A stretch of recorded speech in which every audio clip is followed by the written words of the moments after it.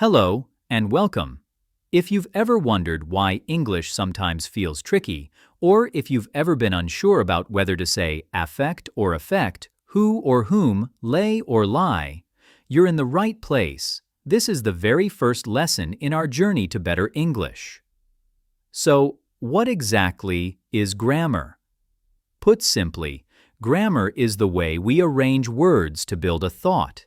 It's the architecture of ideas, expressed through words.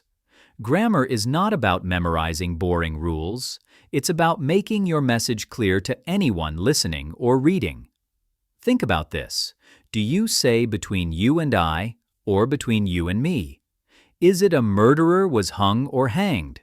Do you lay down for a nap or lie down? These little questions come up all the time, and grammar helps you solve them, so you can speak with confidence and without confusion.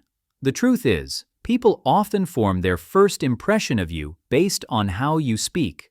Using correct grammar makes you sound clear, confident, and educated without sounding overly formal or pedantic. Here's how our lessons will work. We'll start each chapter with a real problem in English. Then we'll learn just enough grammar to solve it.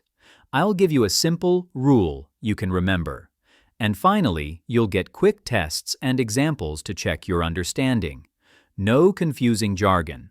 No unnecessary theory.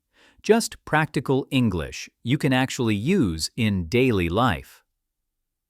And here's something important.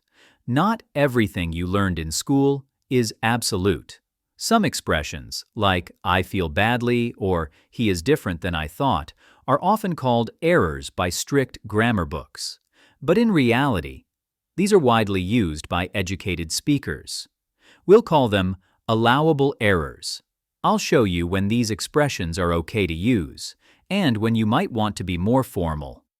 In this first part of the series, we'll focus on solving 4 of the biggest grammar problems people face. When to use me or I, he or him, they or them. The difference between who and whom. The tricky pair, lay versus lie. If you master these, you'll already be far ahead of most English learners. So, grammar isn't something to fear. It's your tool for clear communication. By the end of this journey, you'll not only know what to say, but also why. And that's the secret to speaking and writing English with confidence. This is just the beginning. In the next lesson, we'll dive straight into the first real grammar challenge. So, if you're ready to make English easier, clearer, and more natural, hit that subscribe button, and let's continue this journey together. See you in the next video.